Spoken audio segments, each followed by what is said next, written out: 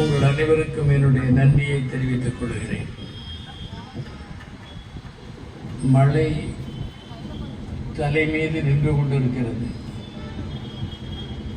எப்பொழுது வேண்டுமானாலும் அது வர வாய்ப்புள்ளதை நினைவில் கொண்டு சில குறிப்பான விஷயங்களை மட்டும் முன்வைக்க விரும்புகிறேன். இந்திய கம்யூனிஸ்ட் கட்சிக்கு 100 வயது வருகிற டிசம்பர் மாதத்தோடு நிறைவடைய இருக்கிறது. கம்யூனிஸ்ட் கட்சிக்கு இந்தியாவில் தான் 100 வயது. ஆனால் உலகில் கம்யூனிஸ்ட் கட்சிக்கு 177 வயதாகிறது. உலக வரலாற்றில் எவ்வளவு காலம் நீடித்து நிலை பெற்று வாழ்ந்து கொண்டிருக்கிற ஒரே ஒரு அரசியல் கட்சி கம்யூனிஸ்ட் கட்சி தான். இவ்வளவு நீண்ட வாழும் எளிய முறையில் இது கடந்து வந்துவிடவில்லை. வரலாறு காணாத என்ற சொல்லுக்கு முற்றிலும் பொருத்தமான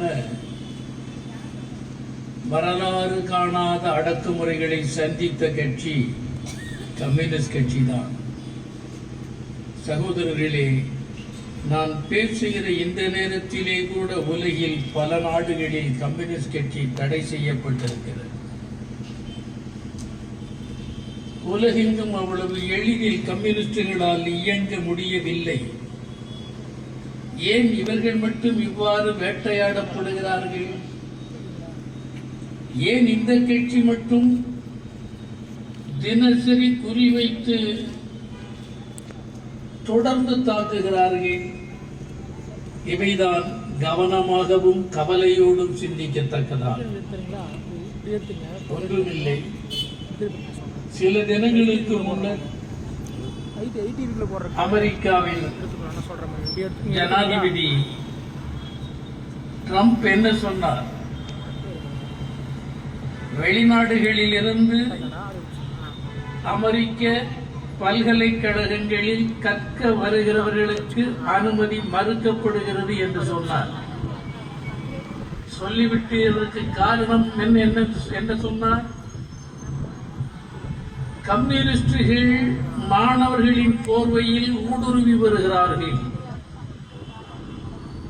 சகல அதிகாரத்தோடும் இருக்கிற ட்ரம்ப் யாரை கண்டு பயப்படுகிறார்? கம்யூனிஸ்டுகளை கண்டுதான் பயப்படுகிறாரே தவிர வேறு எந்த ஒரு அரசியல் கட்சி குறித்தும் அவர் கவலை கொள்ளவே இல்லை. என்ன காரணம்? தேர்தலில் போட்டியிட்ட போது எதிர்த்து கமலா ஹாரிஸ் போட்டியிட்டார்கள். அவருக்கும் கம்யூனிஸ்ட் கட்சிக்கும் ஏழ்முனை அளவு கூட சம்பந்தமில்லை. ஆனால் மக்கள் மத்தியில் என்ன பிரச்சாரம் செய்தார்? அவர் ஒரு கம்யூனிஸ்ட் என்றுதான் பிரச்சாரம் செய்தார். கம்யூனிஸ்டுகளை நான் அனுமதிக்க மாட்டேன் என்றுதான் திரும்ப திரும்ப சொன்னார். கம்யூனிஸ்ட் கட்சி கரைந்து விட்டது என்று ஊழையிடுகிற சில ஓநாய் கூட்டங்களுக்கு நான் குறிப்பிட விரும்புகிறேன். கம்யூனிஸ்ட் இயக்கத்தை கரைக்கிற வல்லமை உலகில் எவரொருவருக்கும் எந்த இயக்கத்திற்கும் இல்லை. அப்படி எவனொருவனும் இங்கே பிறந்துவிடவில்லை. எந்த ஒரு இயக்கம் அவ்வாறு சவால் விட்டு வருமானால் அவர்களையும் சந்தித்து சமராடி முறியடிக்கும் இந்த செங்கொடி இயக்கம் எளிதில் கடந்து போய்விடுகிற ஒன்று அல்ல. இது ஒன்றும் கார்ல் மார்க்சும் ஃபிரெடரிக் ஏங்கெல்ஸும் தொடக்கி வைத்த அரசியல் வியாபாரம் அல்ல. இது சகோதர சகோதரிகளே, கொஞ்சம் சிந்தியுங்கள். உங்கள் மனச்சாட்சியின் கதவை தட்டி கேட்டு விரும்புகிறோம். கார்ல் மார்க்ஸ், ஃபிரெடரிக் ஏங்கெல்ஸ் இருவரும் தான் இந்த கட்சியின் மூலவர்கள். இதற்கு விதை போட்டவர்கள் அவர்கள்தான். அவர் தன்னுடைய இந்த லட்சிய பயணம் குறித்து என்ன சொன்னார்? அச்சரம் லட்சம் வரும் வார்த்தைகளை சொன்னார். கோடான கோடிக்கணக்கான மனிதர்கள் துன்பப்படுகிறார்கள். அவர்களை துன்பத்திலிருந்து கரையேற்றி இன்பமடைய வைப்பதற்காக நான் துன்பம் நிறைந்த பாதையை தேர்ந்தெடுத்துக் கொள்வதில் இன்பமடைகிறேன் என்று சொன்னவன் கார்ல் மார்க்ஸ். பிறருடைய துன்பத்தை தீர்க்க முயலுகிற போது அது இடையூறுகள், துன்பங்கள் நிறைந்ததாக இருக்கிறது. ஆனாலும் அந்த துன்பங்கள் கோடிக்கணக்கான மக்கள் இன்பமடையத்தானே இந்த பயணத்தை மேற்கொள்ளுகிறோம் என்று நான் இன்பமடைகிறேன் என்று சொன்ன உண்மையில் மகாத்மாவர்தான்.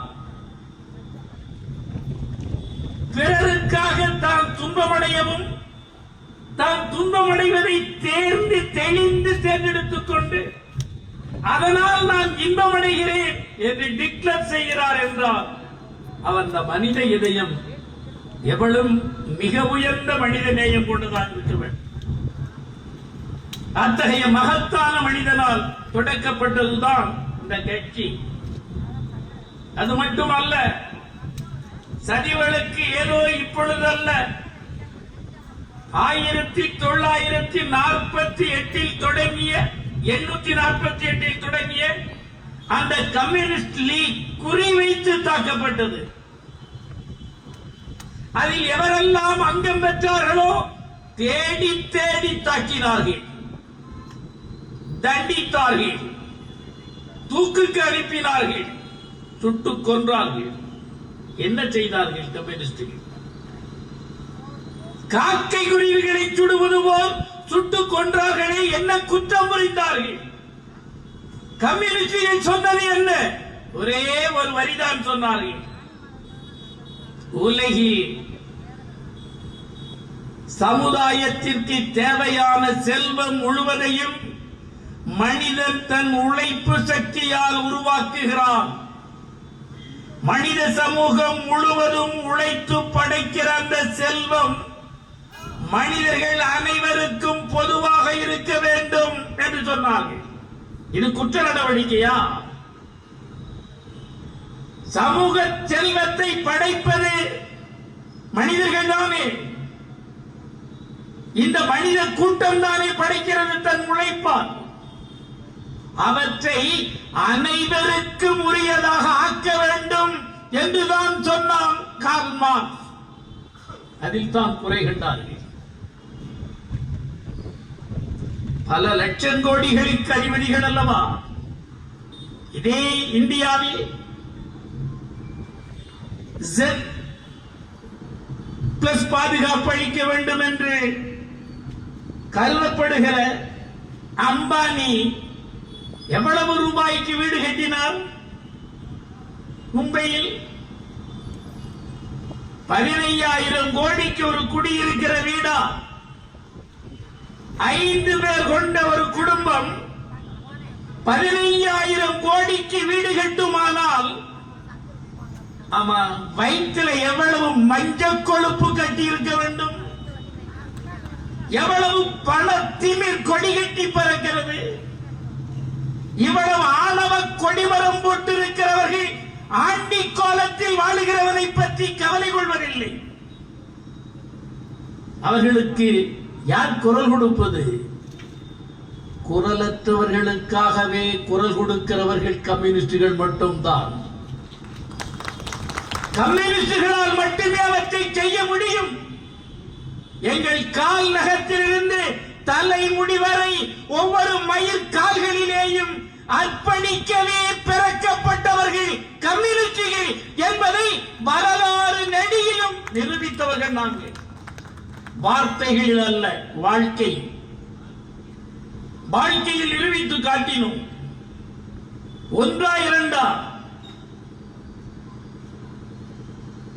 பிரான்ஸ் தேசத்தில் உலகம் முழுவதும் மனித குலம் எங்கெல்லாம் வாழுகிறதோ அங்கெல்லாம் வெறும் ஈரோட்டு தெருவில் அமர்ந்து நடக்கிற இதே கூட்டத்தை போல் உலகம் முழுவதும் இருக்கிற நாடுகளில் கம்யூனிஸ்டுகள் தினசரி கடமையாற்றிக் கொண்டே இருக்கிறார்கள். எதற்காக? ஒரே குரலுக்குத்தான். உலக செல்வம் முழுவதும், உலக மனிதகுலம் முழுவதற்கும் தங்கிடடை இல்லாமல் கிடைக்க செய்கிற வாழ்க்கை முறை ஒன்றை உருவாக்குகிறவரை இந்த இரத்த செங்கொடி, கலக கொடிதான், போர்க்கொடிதான் பறந்து கொண்டே இருக்கும். இவற்றை இறக்கவோ அழிக்கவோ எந்த கொம்பாதி கொம்பனுக்கும் வலிமை இல்லை, தைரியம் இல்லை. ஏனென்றால் கம்யூனிஸ்டுகள் வரலாற்றின் தேவைக்காக வரலாற்றால் தோற்றுவிக்கப்பட்டவர்கள்.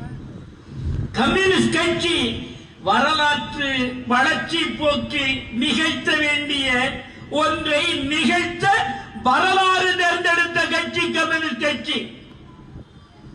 எனவே இது அவ்வளவு எளிதில் காலண்டர் காகிதம் கிழிக்கப்படுவது போல கிழித்து சுருட்டி தெருவில் வீசிவிட முடியாது. இது வரலாறு படைக்கிற கட்சி. தோழர் ஸ்டாலின் குணசேகரன் அவர்கள் பட்டியலிட்டு சொன்னார்கள், ஒரே ஊரில் பல பெயர்களை. உலகம் முழுவதும் பட்டியலிட்டால் எவ்வளவு பட்டியல் சொல்லுவது? இன்று பல கட்சிகள் பறக்கலாம், பலர் ஆட்சியிலே கூட இருக்கலாம், மந்திரிகளாக வலம் வரலாம். ஆனால் கம்யூனிஸ்டுகள் அத்தகைய நிலையை பெறாமல் இருக்கலாம், சின்னஞ்சிறு கட்சிகளாக கூட இருக்கலாம். ஆனால் ட்ரம்ப் உங்களை குறிப்பிடுவதில்லை. கம்யூனிஸ்டுகள் தான் எதிரி என்பதை உள்ளபூர்வமாக உணர்ந்திருக்கிறது உடைமை வர்க்க கூட்டம். அதில் பெருமகிழ்ச்சி அடைகிறோம். உலகம் முழுவதும் யாரை கண்டு கலங்குகிறார்கள்? அழுக்கு வேட்டியோடு, தலைவிரி கோலத்தோடு, எண்ணெய் இல்லாமல் செங்கொடியை நம்பிக்கையோடு புடிந்து கொண்டிருக்கிற அந்த அழுக்கு மனிதனை கண்டுதான் அஞ்சுகிறது ஆதிக்க வர்க்கம். ஆணி வேரை, பக்க வேரை, சல்லி வேரோடு பெயர் தெரிகிற வலிமை அந்த அழுக்கு முட்டை மனிதனுக்கு இருக்கிறது என்பதை ஊடுருவி கண்டு உணர்ந்துதான் உதறுகிறார்கள். அவ்வளவு அச்சத்தில் இருக்கிறார்கள். எவ்வளவு வரலாறு! பிரான்சில் ஒருவர் எழுதினார், சில மணி நேரத்தில் நீ சுட்டுக் கொல்லப்பட இருக்கிறாய், நீ ஒரு கம்யூனிஸ்ட் கைதி, நீ ஆண்டவனை வணங்கிக்கொள், நீ கொல்லப்பட இருக்கிறாய் என்று சொன்னவுடன் காப்ரியல் பேரி என்ற அவன் பெயர், அவன் எழுதினான் கம்யூனிஸ்ட் கட்சிக்கு, இன்னும் சில மணி நேரத்தில் நான் கம்யூனிஸ்ட் பணைய கைதி என்ற முறையில் சுட்டுக் கொல்லப்பட இருக்கிறேன். என்னுடைய அடிமனதை சொத்து தொட்டு சோதித்து பார்த்து விட்டேன், வருந்த ஒன்றும் இல்லை. நான் மீண்டும் பிறந்தால் கம்யூனிஸ்ட் வைகரை பொழுது மனிதகுல வாழ்வி உருவாகவே பாடுபடுவேன் என்று எழுதினான். மரணத்தை கண்டு கம்யூனிஸ்டுகள் அஞ்சுவதில்லை. வாழையடி வாழையாய் இந்த செங்கொடி இயக்கத்தை அழிக்க நினைத்த ஒவ்வொன்றையும் அழித்து வாழையடி வாழையாய் முன்னேறிக் கொண்டே இருக்கிற ஒரே இயக்கம் கம்யூனிஸ்ட் இயக்கம் தான். நாங்கள் பட்ட அடக்குமுறை யாராவது பட்டிருக்கிறார்களா? எங்களுக்கு எவ்வளவு அடக்குமுறை! 34வது ஆண்டிலே இருந்து 1934 இருந்து 42 வரை 8 ஆண்டு காலம் வெள்ளைக்காரன் தடை போட்டான். 1948 இருந்து 52 வரை காங்கிரஸ் கட்சி தடை போட்டது. 12 ஆண்டு காலம் நாங்கள் தடை செய்யப்பட்ட போது ஓடி ஒளிந்து கொள்ளவில்லை. இரவு முழுவதும் ஊரூராய் சென்று வலிமை நிறைந்த இயக்கத்தை தடை செய்யப்பட்ட காலத்தில் தான் கட்டினார்கள் எங்கள் மூதாதையர்கள். அதுதான் பிரம்மாண்டமான விஸ்வரூபம் எடுத்து வெளிப்பட்டது. அந்த கட்டத்திலேதான் 48 தெலுங்கானாவில் மட்டும் 4000 கம்யூனிஸ்டுகளை சுட்டுக் கொன்றார்கள். அன்றைய உள்துறை அமைச்சர் காங்கிரசுக்குள் வாழ்ந்த வகுப்புவாதிகளில் ஒருவரான வல்லபாய் பட்டேல் கம்யூனிஸ்டுகளை சுட்டுக் கொல்லுங்கள், அவர்களுக்கு கருணை காட்டாதீர்கள் என்று திரும்ப திரும்ப உத்தரவிட்டு வந்தவர் வல்லபாய் பட்டேல். அதனுடைய விளைவுதான் சேலம் சிறையில் நிராயுதபாணிகளாய் கையில் ஏதுமற்று நின்ற 22 கம்யூனிஸ்டுகளை சுட்டுக் கொன்ற கொலை கொடுமை கொடிகட்டி பறந்தது சேலத்தில். அவற்றையும் சந்தித்தவர்கள் எங்கள் மூதாதையர்கள். அழிந்தாவிட்டது கம்யூனிஸ்ட் கட்சி, அழியுமா கம்யூனிஸ்ட் இயக்கம்? இன்றைக்கு சோவியத் யூனியன் வீழ்ந்தது, கிழக்கு ஐரோப்பிய நாடுகளில் கம்யூனிஸ்ட் இயக்கம் தோற்கடிக்கப்பட்டது. ஆனாலும் கம்யூனிஸ்டுகள் அங்கே செயல்பட்டுக் கொண்டிருக்கிறார்கள். ஏன்? 1917 தான் முதலாக உலகில் மனிதகுலம் ஒரு புதிய ஒளி ஒன்றை கண்டது. அதுதான் சோசியலிஸ்ட் ஒளி. அதை தொடக்கி வைத்த நாடு சோவியத் யூனியன், ரஷ்யா.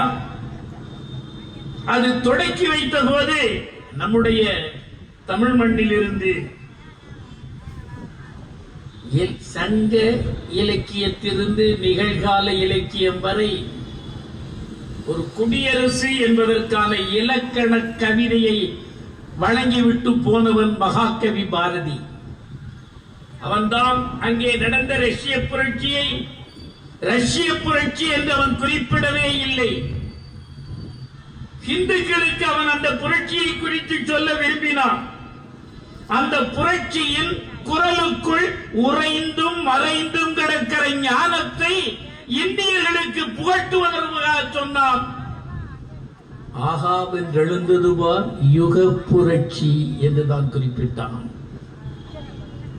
யுக புரட்சி என்றால் இந்து ஐதீகத்தில் 4 யுகங்களில் முதல் யுகம் கிருத யுகம். அது ஒரு கிருத யுக புரட்சி.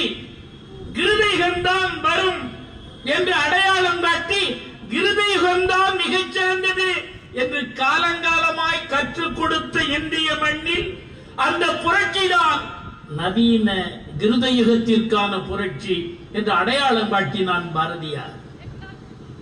வேறு எந்த தேசிய தலைவர்களும் அடையாளம் காணவில்லை. அதற்கு முன்னரேயே 1905 அவருடைய 23வது வயதில் பாரதி முதல் புரட்சி தோற்கடிக்கப்பட்டதற்கு பின்னர் எழுதினான். ரஷ்யாவில் போல்ஷிக் கட்சி என்று ஒன்று இருக்கிறது. நம்முடைய இந்திய பத்திராதிபர்கள் சிலர் போல்ஷிக் என்பது ஒரு நபரின் பெயர் என்று நினைத்துக் கொண்டிருக்கிறார்கள். அது தவறு. அது ஒரு கட்சி. போல்ஷிக் கட்சி என்றால் என்ன என்றெல்லாம் விளக்கம் சொல்லிவிட்டு வந்த பாரதியார் அந்த கட்சி என்ன சொல்லுகிறது என்று கம்யூனிஸ்ட் கட்சி தொடங்குவதற்கு முன்னர் கார்ல் மார்க்ஸ் என்ற பெயர் உச்சரிக்கப்படுவதற்கு முன்னர் முதலாக 1912 தான் கார்ல் மார்க்ஸ் என்ற பெயரே எழுத்து வடிவில் வந்தது. அது ஒரு தேசிய விடுதலை இயக்க புரட்சியாளன் எழுதினான். அது முழுமையாக அல்ல. அதற்கு முன்னரேயே பாரதியார் அது என்ன சொல்லுகிறது என்று சொல்லுகிறான். அந்த போல்ஷிக் கட்சிக்காரர்கள் உலகின் நிலப்பரப்பு முழுவதும் மனிதகுலம் படைக்கிற செல்வம் முழுவதும் மனிதகுலம் முழுவதற்கும் சொந்தமாக இருக்க வேண்டும் என்று அந்த கட்சி சொல்லுகிறது என்று குறிப்பிடுகிறார். மனித கூட்டம் உழைத்து படைக்கிற செல்வம் முழுவதையும், நிலப்பரப்பு முழுவதையும் அனைவருக்கும் சொந்தமாக்க வேண்டும் என்று அந்த கட்சி சொல்லுகிறது. இது ஒரு உத்தமமான கோஷம். இந்த கோஷம் உலகம் முழுவதும் பரவுமானால் அப்பொழுதுதான் மனித குலம் நாகரீக உலகில் நுழையும் என்று எழுதினார். எவ்வளவு நுண்மான் நுழைபுலம் இருந்திருந்தால் அவன் அவ்வளவு அர்த்த புஷ்டியோடு ஊடுருவி கண்டிருப்பான். கண்டான். கண்டு நம்முடைய கரிக்கட்டைகளுக்கு சொன்னால் கரிக்கட்டைகள் புரிந்து கொள்ளவில்லை. என்ன செய்ய முடியும்? ஊதுகிற சங்கை ஊதினான். நிறைய சொன்னார்கள் முன்னவர்கள். அவனுக்கு முன்னரும் பலர் கண்டார்கள், கண்டனை சொன்னார்கள், நடக்கவில்லை. அதற்கு பின்னர் தான் ஆகா என்று எழுந்தது பார் யுக புரட்சி என்று சொன்னான். பாஞ்சாலி சபதம் எழுதுகிற போது பாரதி என்ன சொன்னான்? ஓரஞ்செய்திடாமே, தர்ம துருதி கொண்டிடாமே, சோரஞ்செய்திடாமே, பிறரை துயரில் வீழ்த்திடாமே, ஊரை ஆளும் முறைமை உலகில் ஓர்புறத்தும் இல்லை என்றார். ஓர வஞ்சனை செய்யாமல் ஓரஞ்செய்திடாமே, பிறரை துயரில் ஆழ்த்திடாமே, ஊரை ஆளுகிற முறைமை உலகில் எங்குமே இல்லை என்று எழுதிய பாரதி 17 ரஷ்ய புரட்சி வெற்றி பெற்றவுடன் குடிமக்கள் சொன்னபடி குடிவாழ்வு மேன்மையுற குடிமை நீதி கடியொன்றில் எழுந்தது பார் குடியரசு என்று உலகறிய சொல்லிவிட்டார். அடிமைக்கு தலை இல்லை, யாரும் இப்போது அடிமை இல்லை என்று பிரகடனம் செய்து சொன்னவன் பாரதி. தமிழ் இலக்கியத்தில் அவை இன்றைக்கும் சாட்சியம் கூறுகிறது. எது மக்களாட்சி, எதை மக்களாட்சி என்று நம்முடைய ஞானப்புலவன் பாரதி சொன்னான். அதைத்தான் சொன்னான். ரைட்டர் மாதிரி பொய் மூட்டைகளை சுமந்து வந்த செய்திகளுக்கு இடையில் குப்பை மேட்டிலே தாய்க்கோழி பறித்து பறித்து குப்பைகளை பறித்து அதில் இருக்கிற நெல்மணிகளை எடுத்து குஞ்சுக்கு போடுவதைப் போல ரைட்டரில் வந்த பொய் மூட்டைகளை புறந்தள்ளி அதில் ஏதாவது ஒரு கருத்து இருந்தால் அதை எடுத்து உணர்த்தியவன் பாரதி. ஆனால் இன்னமும் தமிழ்நாடு உணரவில்லை, இந்தியாவும் உணரவில்லை. ஆனால் கம்யூனிஸ்டுகள் ஒருபோதும் கலங்குவதில்லை. தோல்வி ஒருபோதும் எங்களை தோற்கடித்ததில்லை. அது நிலைகுலைக்க வருகிற ஒவ்வொரு காலத்திலேயும் எங்களை நிலைகுலைக்க வருகிற நெருக்கடிகள் நிலைகுலையுமே தவிர கம்யூனிஸ்டுகள் ஒருபோதும் நிலைகுலைய மாட்டார்கள். தங்களுடைய இறுதி லட்சியமான ஒரு சோசியலிச சமூக கட்டமைப்பை உலகிலும் இந்தியாவிலும் கட்டப்படுகிற வரை எங்கள் நடைபயணம் ஒருபோதும் நிற்காது. எவராலும் அவற்றை தடுத்து நிறுத்த முடியாது. எந்த சட்டங்களும் எங்களிடம் வெல்லாது. அந்த பயணத்தை நோக்கி போகிறோம். பாலசண்டாயுதம் சொன்னார், எங்கள் உயிர் எப்பொழுதுமே எங்கள் பாக்கெட்டில் தான், எப்பொழுது வேண்டுமானாலும் எடுத்துக் கொடுப்போம். தியாகத்திலேதான் நாங்கள் பிறந்தோம், தியாகத்திலேதான் வளர்ந்தோம், தியாகத்தின் நடுவிலேயே மடிவோம் என்று சொன்னார். அப்படி பரம்பரையாக மடிந்து வந்த தியாக திருக்கூட்டம் தான் கம்யூனிஸ்டுகளின் கூட்டம்.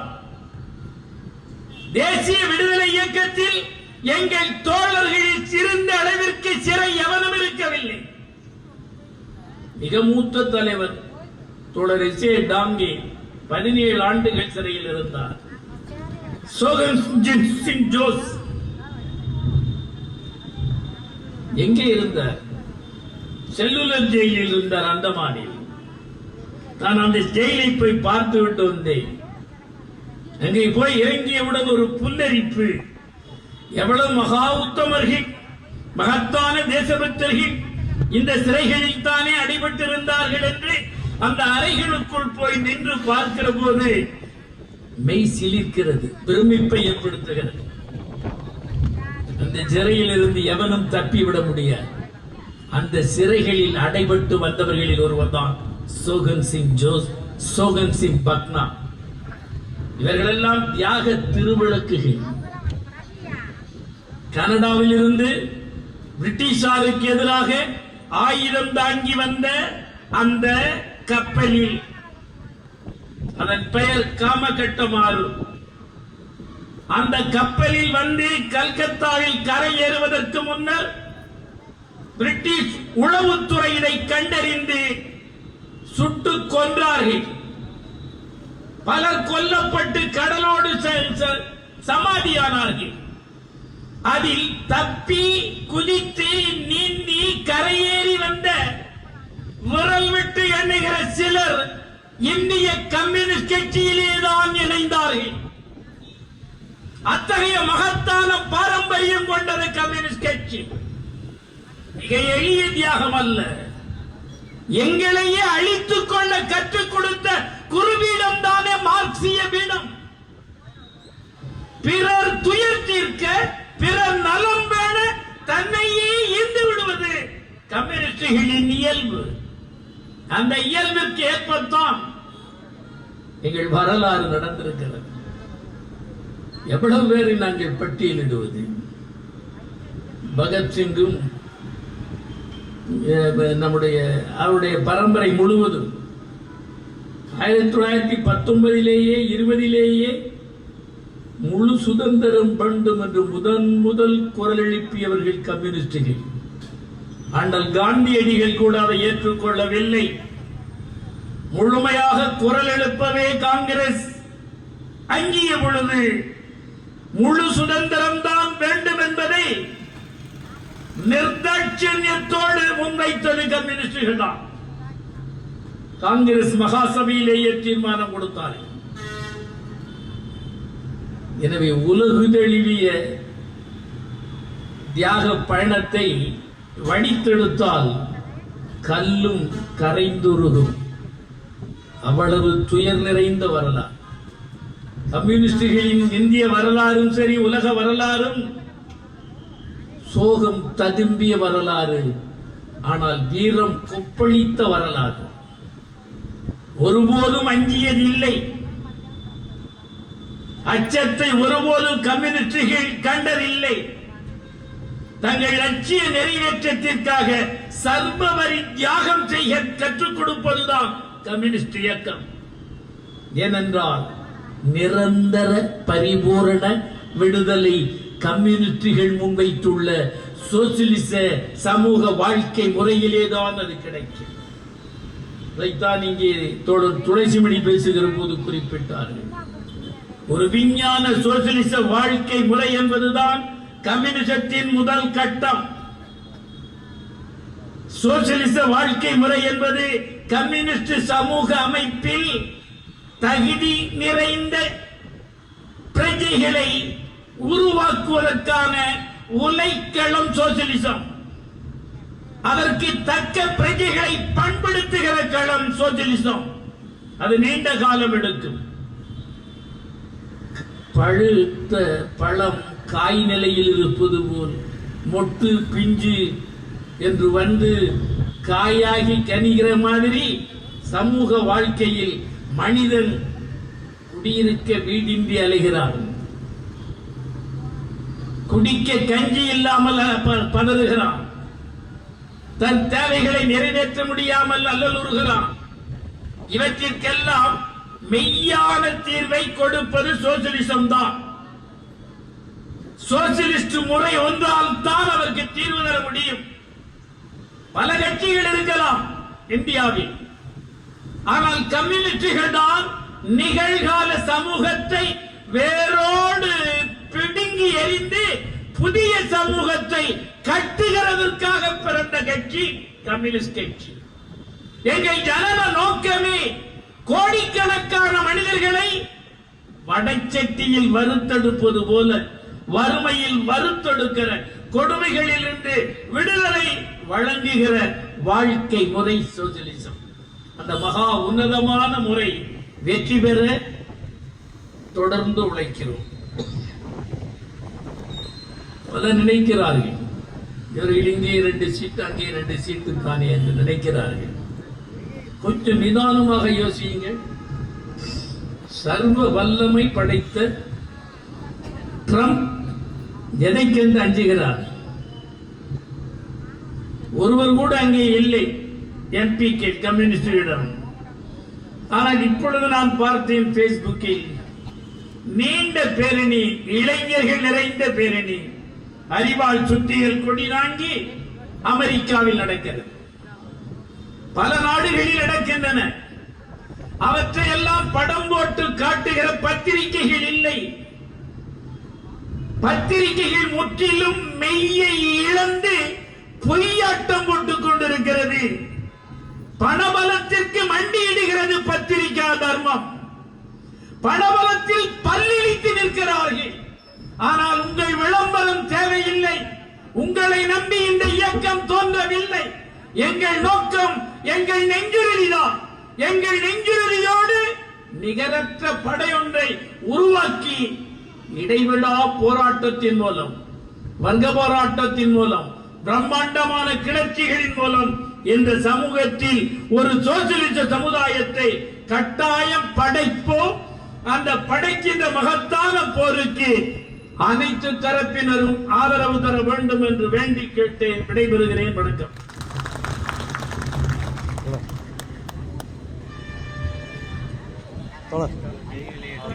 Okay okay okay.